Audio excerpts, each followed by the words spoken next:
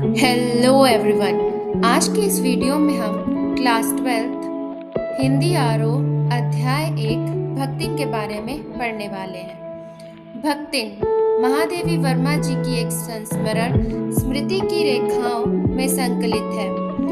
भक्तिन में महादेवी वर्मा जी ने अपनी सेविका भक्तिन के बारे में बताया है, जिसका असली नाम लक्ष्मीन है। महादेवी वर्मा जी बताती हैं कि भक्तिन का कद छोटा व शरीर दुबला पतला था और उसके होठ भी पतले थे। वह गले में कंठी माला पहनती थी। वैसे तो उसका नाम लक्ष्मीन था, परंतु उसने अपना ईमानदारी का परिचय देते हुए लेखिका से यह नाम प्रयोग न करने की प्रार्थना की थी, क्योंकि उसका नाम उसकी आर्थिक स्थिति से बिल्कुल विपरीत था।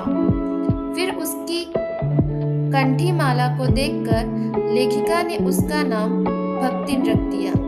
जब भी कोई पूछता कि लेखिका के साथ कब से है, तो वह बोल दिया करती थी कि 50 वर्षों से। सेवा धर्म में वह हनुमान जी से स्पर्धा करते थे।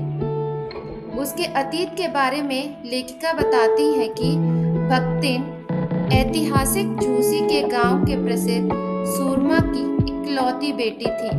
उसका लालन पालन उसकी सौतेली माँ ने किया। उसका विवाह 5 वर्ष की उम्र से ही हंडिया गांव के एक गोपालक के पुत्र के साथ कर दिया गया था और 9 वर्ष की उम्र में उसका गौना हो गया। जब उसके पिता की मृत्यु हो गई तो उसकी सास ने रोने पीटने के अपशगुन से बचने के लिए उसे यह कहकर मायके भेज दिया कि वह बहुत दिनों से गई नहीं है। मायके जाने पर पिता की मृत्यु से दुखी होकर वह बिना पानी पिए ही घर वापस चली गई और घर आकर सास को खरी खोटी सुनाई तथा पति के साथ भी के ऊपर गहने फेंक फेंक कर उसने अपना दुख प्रकट किया। जीवन का पहला भाग तो भक्तिन का कष्टों भरा बीता। साथ ही भक्तिन को जीवन के दूसरे भाग में भी सुख नहीं मिला। उसकी लगातार 3 लड़कियां पैदा हुई तो सास व जेठानियों ने उसकी उपेक्षा करनी शुरू कर दी। इसका कारण यह था कि सास के 3 कमाऊ बेटे थे तथा जेठानियों के भी काले काले लाल थे। सजा के तौर पर जेठानियां कोई काम नहीं करती थी, बल्कि बैठकर खाती थी तथा घर का सारा काम जैसे कि चक्की चलाना, कूटना, पीसना, खाना बनाना आदि कार्य भक्तिन ही किया करती थी। साथ ही छोटी लड़कियां गोबर उठाती, कंडे पाती, खाने पर भी भेदभाव किया गया था। जेठानियां और उनके लड़कों को भात पर सफेद राब, दूध व मलाई मिलती तथा भक्तिन को काले गुड़ की डली, मट्ठा तथा लड़कियों को चने बाजरे की घुंघरी मिलती थी।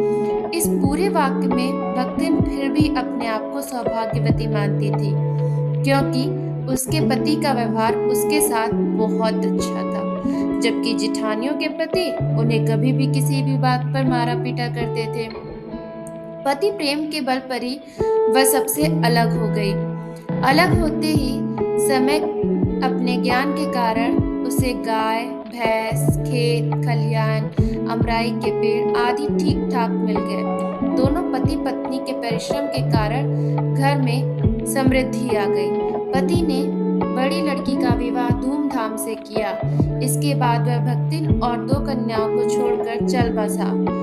उस समय भक्तिन की आयु केवल 29 वर्ष की थी। उसकी संपत्ति और समृद्धि देखकर परिवार वालों ने मुंह में पानी आ गया। उन्होंने षड्यंत्रवश भक्तिन के समक्ष दूसरे विवाह का प्रस्ताव किया तो भक्तिन ने साफ मना कर दिया। उसके अपने सारे केस मुड़वा दिए तथा गुरु से मंत्र लेकर कंठी बांध ली। उसने दोनों लड़कियों की शादी भी कर दी और बड़े दामाद को घर जमाई बनाकर रखा। दूसरे परिच्छेद की ही तरह तीसरे परिच्छेद में भी दुर्भाग्य ने उसका पीछा नहीं छोड़ा। उसकी लड़की भी विधवा हो गई। परिवार वालों की दृष्टि जब भी उसकी संपत्ति पर थी, उन्होंने भक्तिन की बेटी के दूसरे विवाह के लिए अपने तीतर लड़ाने वाले साले को बुला लाया, क्योंकि उसका विवाह हो जाने पर सब कुछ उन्हीं के अधिकार में रहता। परंतु भक्तिन की लड़की ने उस वर को नापसंद कर दिया।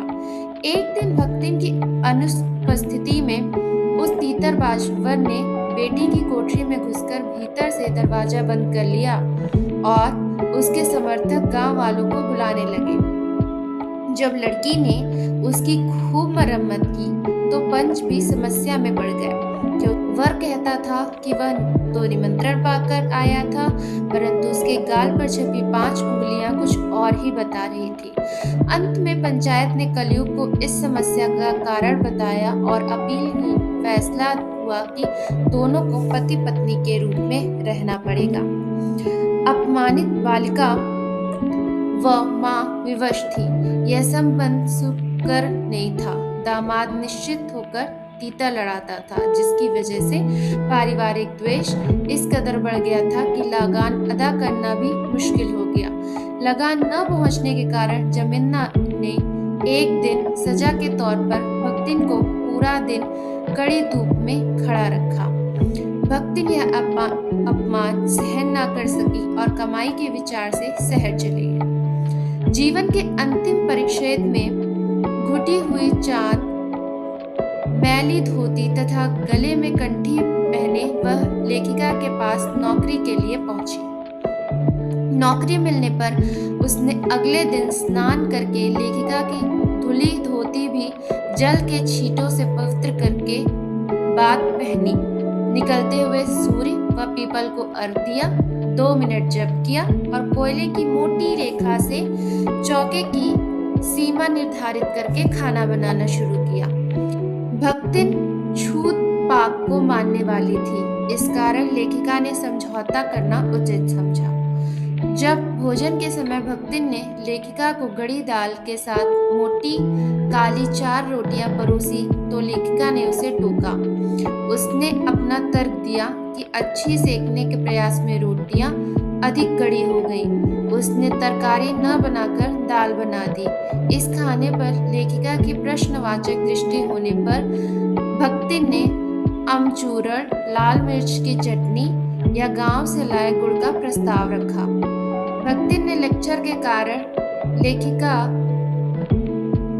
रूखी दाल से एक मोटी रोटी खाकर विश्वविद्यालय पहुंची और न्याय सूत्र पढ़ते हुए शहर और देहात के जीवन के अंतर पर विचार करने लगी। भक्तिन दूसरों को अपने मन के अनुकूल बनाने की इच्छा रखती थी, परंतु स्वयं को वह बदल नहीं सकती थी। भक्तिन की संगत में लेखिका देहाती बन गई थी, परंतु भक्तिन को शहर की हवा नहीं लगी। उसने लेखिका को ग्रामीण खाना खाना सिखा दिया था, परंतु स्वयं शहर में रहकर रसगुल्ला भी नहीं खाया था। लेखिका के अनुसार भक्तिन में दुर्गुणों का अभाव नहीं था। वह इधर उधर पड़े पैसों को भंडार गृह में किसी मटकी में छिपाकर रख देती थी, जिसे वह चोरी नहीं मानती थी। पूछने पर वह कहती थी कि यह उसका अपना घर है, पैसा रुपया जो इधर उधर पड़ा है देखा, संभाल कर रख दिया। उसकी मालकिन को खुश करने के लिए वह किसी बात को भी बदल देती थी। लेखिका ने उसे सिर मुंडवाने से रोका तो उसने तीरथ गए मुंडाए सिर कहकर अपना तर्क दे दिया। उसे पढ़ना लिखना पसंद नहीं था। यही कारण है कि जब लेखिका ने उसे हस्ताक्षर करना सिखाना चाहा तो उसने तर्क दिया कि उसकी मालकिन दिन रात किताब पढ़ती है, यदि वह भी पढ़ने लगे तो घर के काम कौन करेगा। उत्तर पुस्तिका के निरीक्षण कार्य में लेखिका जब किसी ने सहयोग नहीं दिया तब वह कहती फिरती कि उसकी मालकिन जैसा कार्य कोई नहीं जानता। वह स्वयं सहायता करती थी, कभी उत्तर पुस्तिकाओं को बांधकर, कभी अधूरे चित्र को कोने में रखकर, कभी रंग की प्याली धोकर और कभी चटाई को आंचल से झाड़कर। वह जो सहायता करती थी उससे भक्तिन का अन्य व्यक्तियों से अधिक बुद्धिमान होना प्रमाणित हो जाता था। जब लेखिका की कोई पुस्तक प्रकाशित होती तो भक्तिन बहुत प्रसन्न होती थी। वह उस कृति में अपना सहयोग खोजती थी। लेखिका भी खुद को उसकी आभारी मानती थी, क्योंकि जब लेखिका बार बार बुलाने के बाद भी भोजन के लिए न उठकर चित्र बनाती रहती थी, तब भक्तिन कभी दही का शरबत अथवा तो कभी तुलसी की चाय पिलाकर उसे भूख से के कष्ट से बचाती थी। भक्तिन में गजब का सेवा भाव था। छात्रावास की रोशनी बुझने पर जब लेखिका के परिवार के सदस्य हिरनी सोना, कुत्ता बसन, बिल्ली गोधूली भी आराम करने लगते थे, तब भी भक्तिन लेखिका के साथ जागती रहती थी। वह उसे कभी पुस्तक देती, कभी स्याही तो कभी फाइल देती थी। भक्तिन लेखिका के जागने से पहले जागती थी तथा लेखिका के बाद सोती थी। लेखिका को भक्तिन अपनी छाया के समान लगने लगी थी। युद्ध के समय लोग डरे हुए थे। उस समय वह बेटी दामाद के आग्रह बुलाने पर भी गांव नहीं गई और लेखिका के साथ ही रही। युद्ध में भारतीय सेना के पलायन की बात सुनकर वह लेखिका को अपने गांव ले जाना चाहती थी। वह लेखिका से कहती है कि वह गांव में उसके लिए हर तरह के प्रबंध कर देगी, क्योंकि उसने कुछ रुपए गांव में ही छिपा रखे हैं। लेखिका का मानना है कि उनके बीच स्वामी सेवक का संबंध नहीं था। इसका कारण यह था कि लेखिका चाहते हुए भी उसे नौकरी से हटा नहीं सकती थी और भक्तिन भी चले जाने का आदेश पाकर हंसकर टाल देती थी। भक्तिन लेखिका के परिचितों व साहित्यिक बंधुओं से भी परिचित थी। वह उनके साथ वैसा ही व्यवहार करती थी जैसा वे लेखिका से करती थी। भक्तिन कारागार से बहुत डरती थी।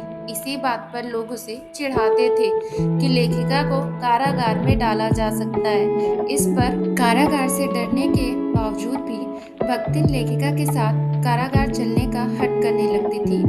अपनी मालकिन के साथ जेल जाने के हक के लिए वह बड़े लाट तक से लड़ने को तैयार थी।